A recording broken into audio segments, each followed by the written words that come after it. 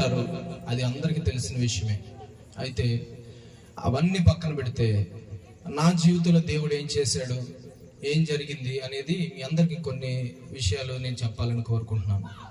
2015 సంవత్సరంలో అప్పుడు గోదావరి మహాపుష్కరాలు జరుగుతున్నాయి.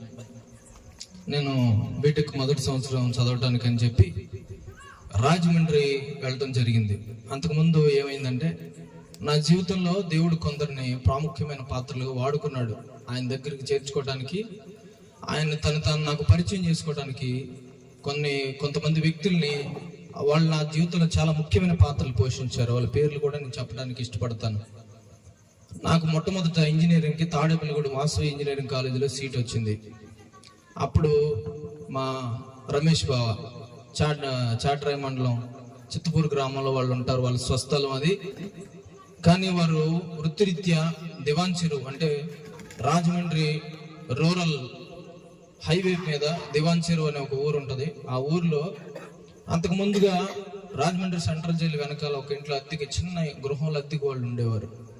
అయితే వాళ్ళు ఏమాత్రం కూడా సందేహపడకుండా మా బావ నాతో ఒక మాట అన్నాడు, మనోజ్ నువ్వు ఇక్కడికి వచ్చే, ఏది తాడేపల్లిగూడెం నుంచి రాజమండ్రికి చాలా దూరం అయినప్పటికీ నువ్వు అక్కడికి వచ్చే, నా దగ్గర ఉండి నువ్వు కాలేజీకి వెళ్దు కానీ, బస్సులో కానీ ఏదో విధంగా వెళ్దు కానీ నేను చూసుకుంటాను నిన్ను అనేవాడు.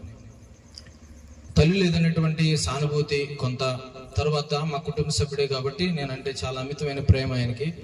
అందుకు నేను ఎప్పుడు కూడా ఆయనకు రుణపడి ఉంటాను. నేను నోటితో చాలా మాటలు చెప్పను కానీ నా మనసులో తలపోసుకుంటా ఉంటాను చాలా విషయాలు. నేను ఆ రీతిగా నన్ను ఆదరించి అంత దూరంలో సీటు వచ్చినప్పుడే మా ఇంటి నుంచి వెళ్తూగా అన్నవాడు. తర్వాత నేను ఏం చేశానంటే, రెండో కౌన్సిలింగ్లో మరలా కాలేజ్ ఆప్షన్స్ పెట్టుకున్నప్పుడు నాకు రాజమండ్రి రాజనగరం హైవే మీద ఉండేటువంటి గైట్ ఇంజనీరింగ్ కాలేజ్, గ్లోబల్, ఇప్పుడు GIET global Godavari global university అయింది అది. నేను చదువుకునేటప్పుడు గైట్ ఇంజనీరింగ్ కాలేజ్, అది ప్రఖ్యాతి చెందిన కాలేజే. అక్కడ సీట్ రాగానే నన్ను వెంటనే సంతోషంతో వాళ్ళ కుటుంబంలోకి చేర్చుకొని అక్కడే ఆయన నన్ను పోషిస్తూ, మా తండ్రి మా నాన్నతో అన్ని విషయాలు నేను చూసుకుంటానని చెప్పి అక్కడ నుంచి నన్ను చాలా బాగా కాలేజీకి పంపిస్తూ నన్ను వాళ్ళు చాలా బాగా పోషించారు, చూసుకున్నారు, నన్ను చాలా ఆదరించారు. మొదటి సంవత్సరం అక్కడ ఉండి రెండో సంవత్సరం అక్కడ ఇబ్బంది పడుతున్నారని తెలిసి ఇబ్బంది అనిపించి, నేను ఇందాక చెప్పిన దివాన్ చెరువు అనే గ్రామంలో ఒక PGM అనే ఒక స్కూల్ ఉంటుంది, క్రిస్టియన్ మిషనరీ స్కూల్. ఆ స్కూల్కి దగ్గరలో ఒక ఇల్లు చూసాం మేము వెళ్ళి. ఆ ఇంట్లో దిగుదామని చెప్పి కుటుంబంతో పాటు నేను కూడా వారితోనే ఉన్నాను. అయితే అక్కడికి వచ్చిన కొద్ది రోజులకి ఇదే ఫిబ్రవరి నెలలో, మీరు నమ్మండి నమ్మకపోండి, ఇదే ఫిబ్రవరి నెల 2017 సంవత్సరం నేను ఒకరోజు మీ అందరికి దానికంటే ముందు ఒక విషయం చెప్తాను. నేను కూడా అందరిలాంటి వ్యక్తినే. ఒక యవనస్తుడు లేదా ఒక యవన ప్రాయానికి వచ్చినటువంటి అమ్మాయి కానీ అబ్బాయి కానీ ఎలాంటి త్రోవల్లో వెళ్తారో, ఎలాంటి ఆలోచనలు వాళ్ళు కలిగి ఉంటారో, ఎలాంటి ప్రవర్తన వాళ్ళలో ఉంటుందో ప్రతి ఒక్కరిలో ఉండేదే నాలో ఉంది. నేనేం ప్రత్యేకమైన వ్యక్తిని కాదు, నేను లోపల చాలా బాధపడుతూ ఉండేవాడిని. అయితే ఆ సమయంలో ఆ స్కూల్, క్రిస్టియన్ మిషనరీ స్కూల్ ప్రాంగణంలో ఇలాగే ఒక సభ నిర్వహిస్తున్నారు, మహాసభలు పెడుతున్నారు. అదేంటో నాకు తెలియదు కానీ ఆ స్కూల్ ముందు నుంచి ఒక రోజు నేను కాలేజీకి రెడీ అయ్యి 9 గంటలకి నడుస్తూ వెళ్తుంటే నా మనసులో ఒక తలంపు పుట్టింది. అక్కడ ఆ బ్యానర్ చదివి నేను కూడా వెళ్ళాలి అని. నేను చిన్నప్పటి నుంచి మీ అందరి మధ్య పుట్టి పెరిగిన వాడిని కాబట్టి మీకు ఈ విషయాలు ఆశ్చర్యంగా అనిపించకపోవచ్చు, అయినా సరే అది మీ దృష్టికి ఎలాగున్నా కానీ నేను చెప్పి తీరాలి. నా మనసులో ఆలోచన పుట్టింది. నేను అనుకున్నాను, వెళుతూ సాయంత్రం కాలేజీ నుంచి వచ్చినామంటే రెడీ అయ్యి అక్కడికి వెళ్ళాలి, అక్కడ ఏం జరుగుతుందో ఏంటో అని చెప్పి అనుకొని ఆ మీటింగ్స్కి నేను వెళ్ళాను. మీరు నమ్మరు ప్రియులరా, ఆ మీటింగ్స్కి నేను వెళ్ళిన మొట్టమొదటి రోజు ఆ ప్రాంగణంలోకి అడుగు పెడుతుంటేనే మీరు చూడండి, ఇప్పటికీ కూడా మీలో ప్రతి ఒక్కరికి అనుభవం ఉంటుంది. గుడికి వెళ్తున్నప్పుడు బయట ఉన్నప్పుడు మన మనసులో కానీ మన చుట్టూ ఉన్న పరిస్థితులు ఒకలాగా ఉంటాయి, మన మైండ్ లోపల ఒక నడుస్తూ ఉంటుంది. మరి గుడి లోపలికి అడుగు పెట్టగానే తెలియని ప్రశాంతత, దేవుని సన్నిధి, దేవుని యొక్క ప్రత్యక్షత మనకి అక్కడ మన చుట్టూ ఆవరించినట్టుగా అనిపిస్తూ ఉంటుంది. దేవుణ్ణి ఎవరైతే ప్రేమిస్తారో వారు ఖచ్చితంగా ఇది అనుభవించగలుగుతారు. వాళ్ళు ఎక్కడికి వెళ్తారు ఏంటనేది నేను భేదాలు చెప్పను కానీ ప్రతి ఒక్కరు దేవుని మనస్సారా ప్రేమించి ఇష్టపడే వారికి ఇది అనుభవించగలుగుతారు. అయితే నేను ఆ ప్రాంగణంలోకి అడుగు పెట్టగానే నాకు తెలియనటువంటి ఒక ప్రశాంతమైన వాతావరణం నా చుట్టూ ఏర్పడింది. ఆ మీటింగ్స్కి నేను వెళ్ళాను. అక్కడ జరుగుతున్నదంతా ఇప్పుడు మీలో కొంతమందికి ఎలాగైతే ఈ విధి విధానాలు కొత్తగా ఉన్నాయో నాకు అలాగే కొత్తగా ఉన్నాయి అప్పుడు. అయితే నేను లోపలికి వెళ్ళగానే నన్ను తెలియకపోయినా సరే నన్ను అక్కడ వాలంటీర్స్ నన్ను చాలా ప్రేమించి పిలిచి అక్కడ అది అన్ని చూపించి చెప్పారు. 4 రోజులు వరుసగా వెళ్ళాను. 5వ రోజున వాళ్ళందరూ కూడా ప్రార్థన చేయమని చెప్పారు. వాక్యం చెప్పడం పూర్తయిపోయింది. కెనడా నుంచి డేవిడ్ స్మిత్ అనే ఒక దొరగారు, ఇంగ్లీష్ ఆయన వచ్చారు. ఆయన వాక్యం చెప్తుంటే ట్రాన్స్లేట్ చేస్తున్నారు. ఆ వాక్యం నేను వింటున్నాను. నాకు ట్రాన్స్లేట్ చేయాల్సిన అవసరం లేకుండా నాకు వినపడుతుంది. ఎందుకంటే మా తల్లిదండ్రులు నాకు అటువంటి చదువు నేర్పించారు. దేవునికి స్తోత్రం కలుగును గాక. నాకు మొదటిసారి అర్థమవుతుంటేనే నేను దేవుని స్తుతించుకుంటున్నాను.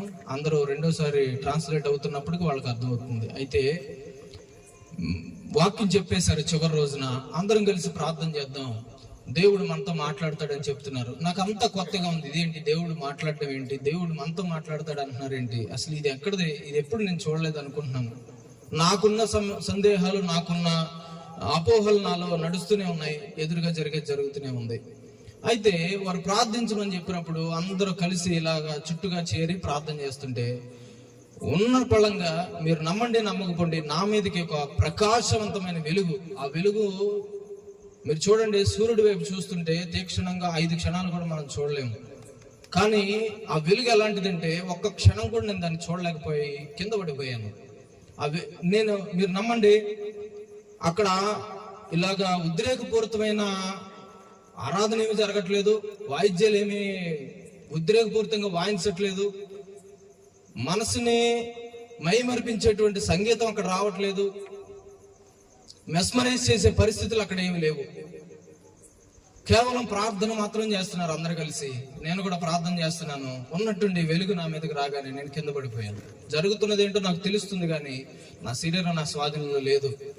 ఆ సమయంలో కొందరు వ్యక్తులు నన్ను గమనించి, ఇతని పరిస్థితి ఏదో ఇబ్బందిగా ఉంది, అందరిలాగా లేదు, ఏదో తేడా ఉందని చెప్పి వారందరూ వచ్చి నన్ను పట్టుకొని నేను పడుకుని ఉంటే నాకు పట్టుకొని ప్రార్థన చేస్తున్నారు.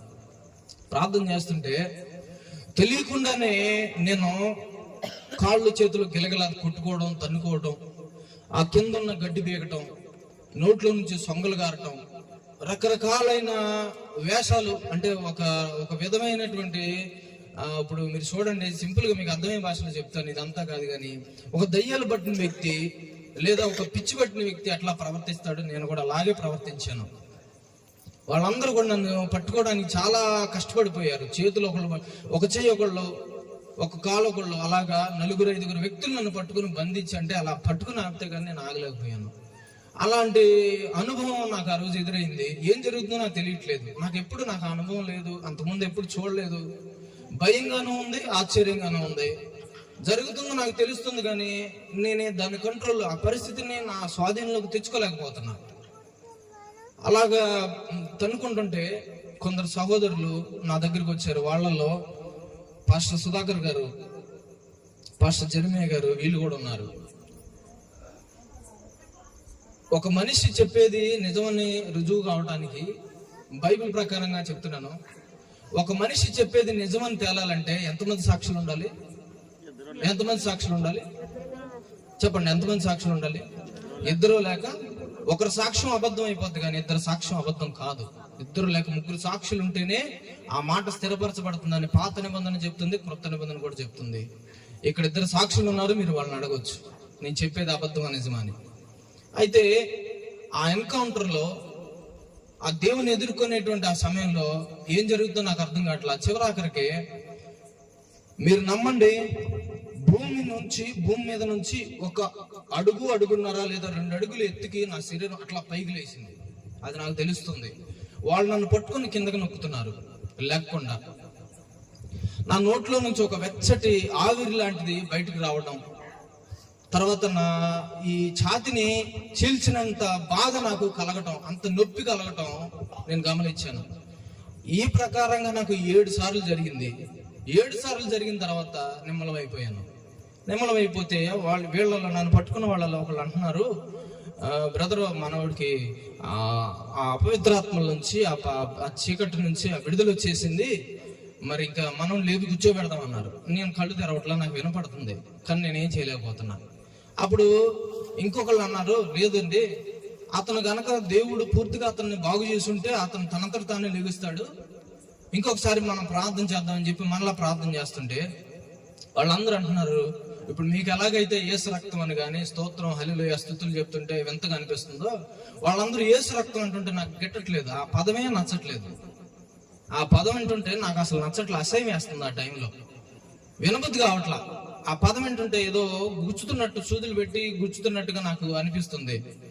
ఇంకా నేనేం చేయాలో నాకు తెలియట్లేదు. వాళ్ళందరూ పట్టుకుని మళ్ళీ ప్రార్థన చేస్తుంటే ఇక ఆఖరిసారి 8వసారి,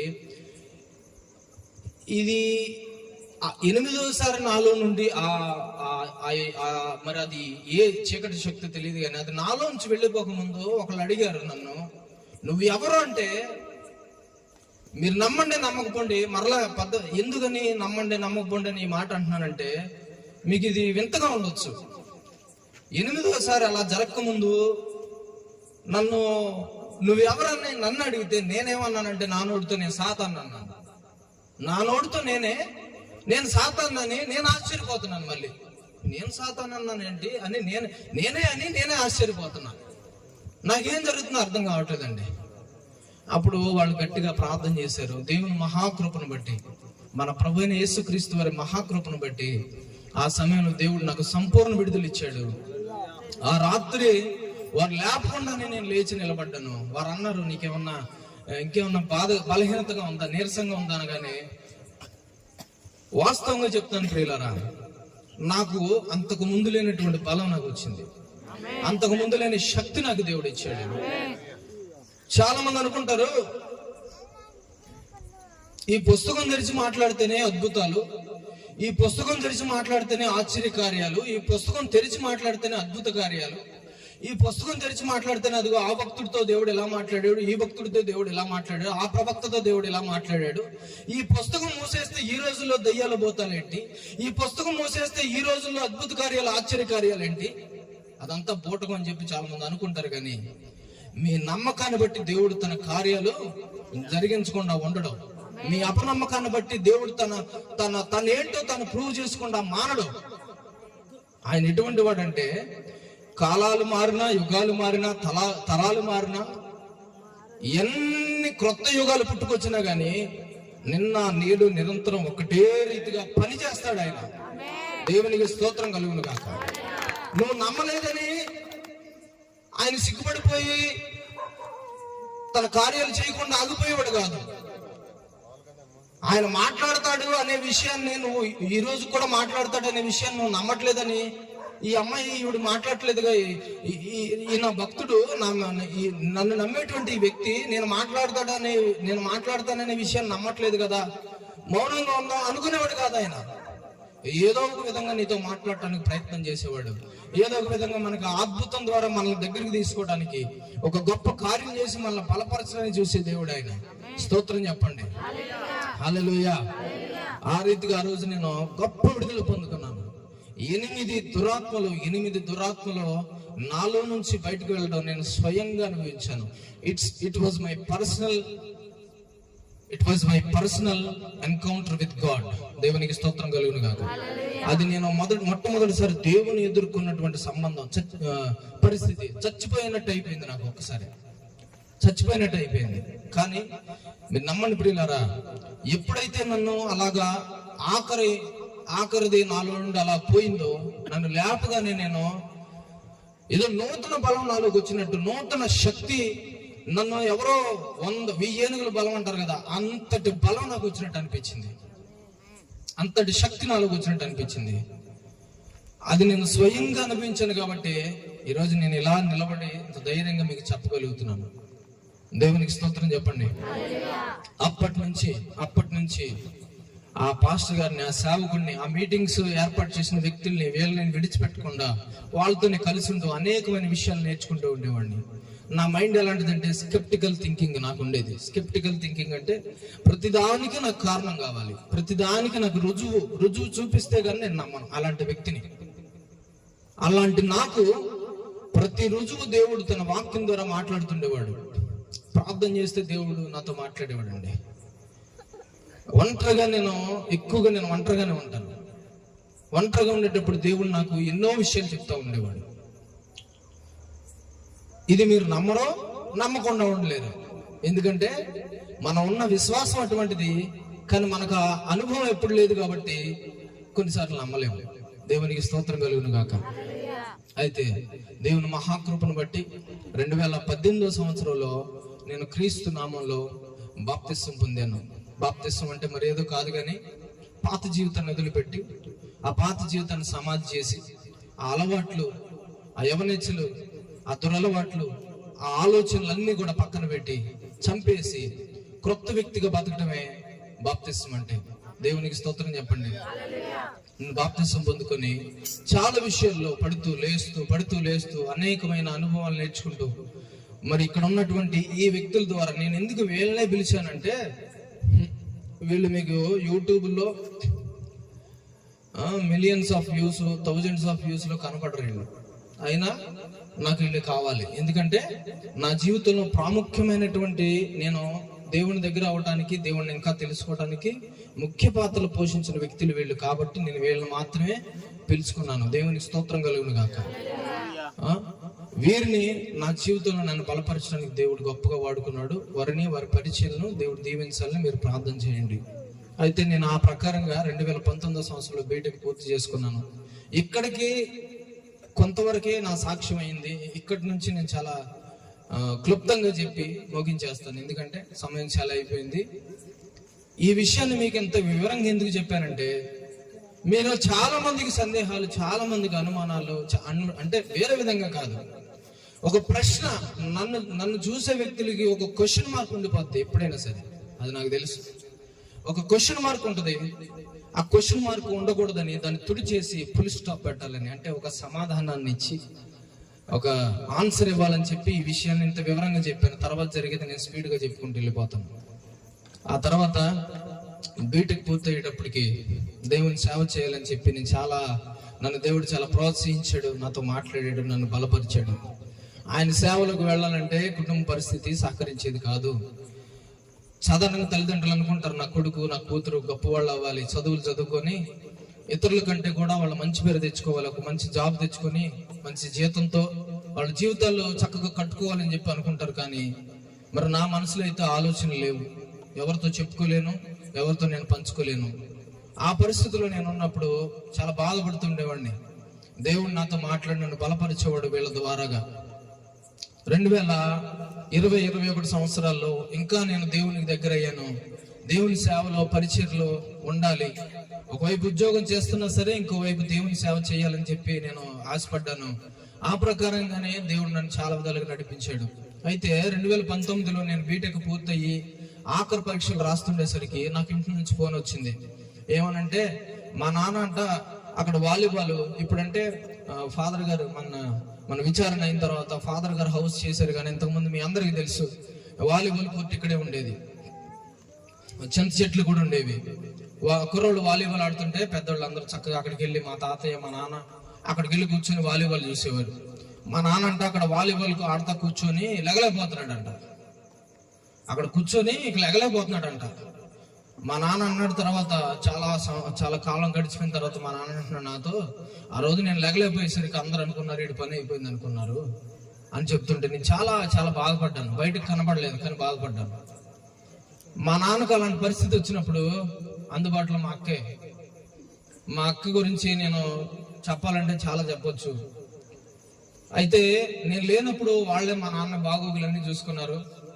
మా నాన్న ఆ రోజులు ఎగలేని పరిస్థితిలో ఉంటే ఫోన్ల ద్వారాగా మా అక్కకు తెలిస్తే మా అక్క బావ తీసుకెళ్లి వాళ్ళ దగ్గర పెట్టుకొని నాకు ఫోన్ చేసి నన్ను హాస్పిటల్కి రప్పించారు. హాస్పిటల్లో ఎన్ని టెస్టులు చేసినా కానీ అది ఏంటో తెలియట్లేదు. మా నాన్న కాళ్ళు చేతులు పట్లు తప్పిపోయినాయి, వదిలేసినాయి. అసలు ఆయన ఒక్కొక్కసారి అయితే నేను చేతులతో ఎత్తుకొని ఆయనకి పరిచయం చేయాలి, ఆయనకి బాగోలు చూసుకోవాల్సిన పరిస్థితి వచ్చింది. అది ఏంటో అర్థం అయ్యేది కాదు. అయితే 2 సంవత్సరాలు 2021లోనే విజయవాడ గవర్నమెంట్ హాస్పిటల్కి తీసుకెళ్ళినప్పుడు అక్కడ డాక్టర్ గారు ఒక వారం రోజులు మా నాన్న బాగా పరీక్ష చేసి అబ్జర్వేషన్ లో పెట్టి ఆవిడ చెప్పింది ఏంటంటే, మీ నాన్నగారికి పొటాషియం అనే ఒక లోహం ఒంట్లో నుంచి పాస్ ద్వారా బయటకు వెళ్ళిపోతుంది. ఆ పొటాషియం ఎక్కువ మోతాదులో బయటకు వెళ్ళిపోవటం వల్ల నరాలు అనేవి బలం పట్టు వదిలేసి కాళ్ళు చేతులు కూడా పనిచేయకుండా అయిపోతున్నాయి అని చెప్పారు. అయితే అప్పటికి అది క్యూర్ అయింది, కానీ దానికి ఒక చిన్న మందు మాత్రమే ఇచ్చారు. వాళ్ళు చెప్పింది ఏంటంటే, నిజంగా చెప్తున్నాను, డాక్టర్లు చెప్పింది ఏంటంటే, మా నాన్నకు వచ్చిన ఈ వ్యాధి ఇండియా లాంటి దేశంతో పోల్చుకుంటే, ఇండియా జనాభా ఇప్పుడు ఎంతో మీకు తెలుసు, ఒక భారతదేశంతో పోల్చుకుంటే అంత జనాభాలో 4 మాత్రమే వచ్చే వ్యాధి అంట అది. ఇన్ని కోట్ల జనాభాలో 4 మాత్రమే వచ్చేటువంటి వ్యాధి అంట అది.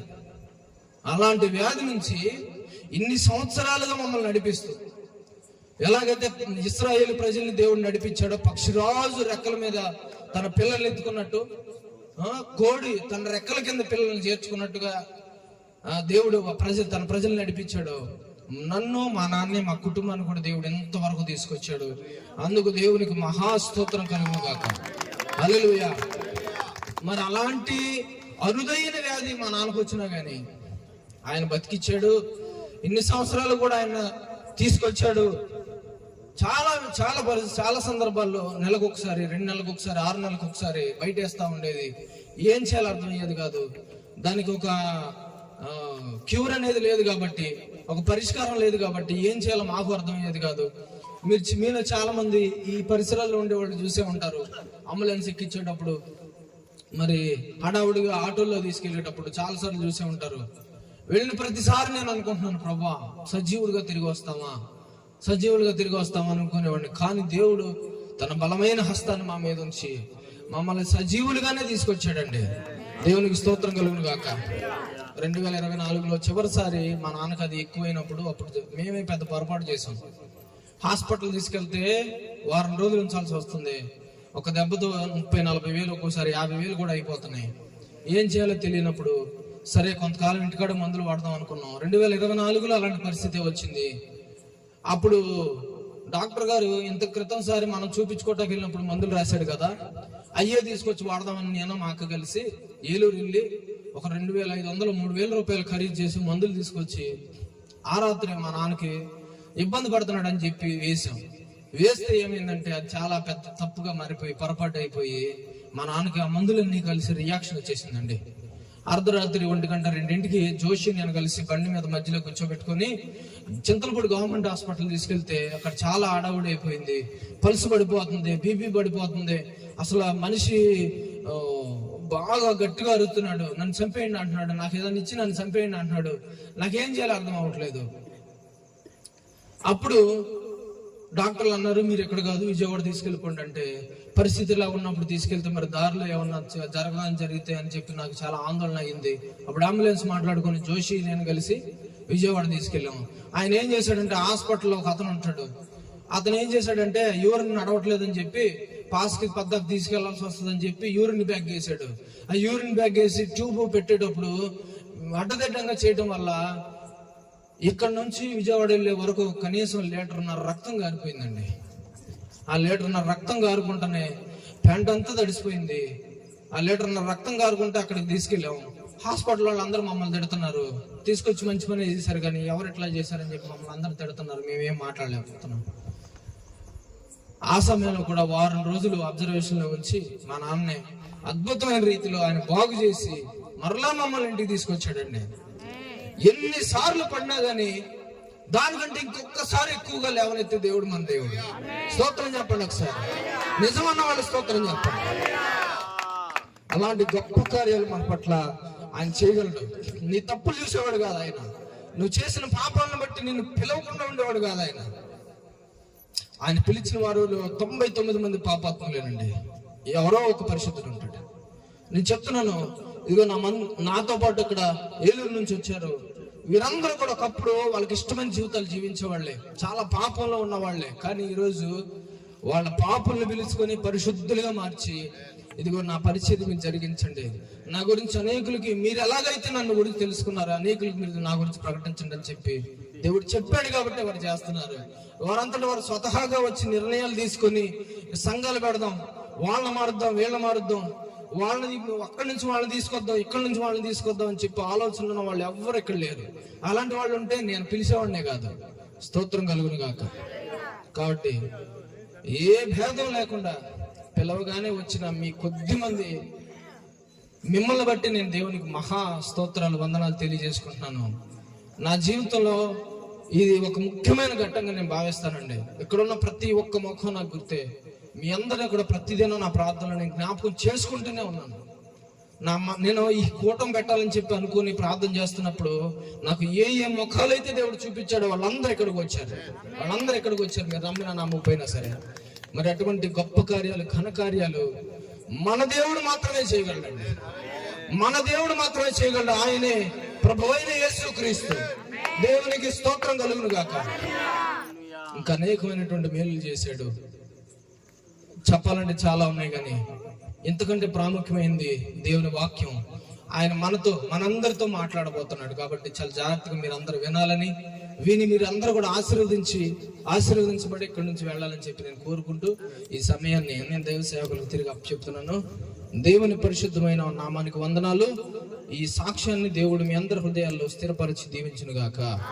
ఆమేన్.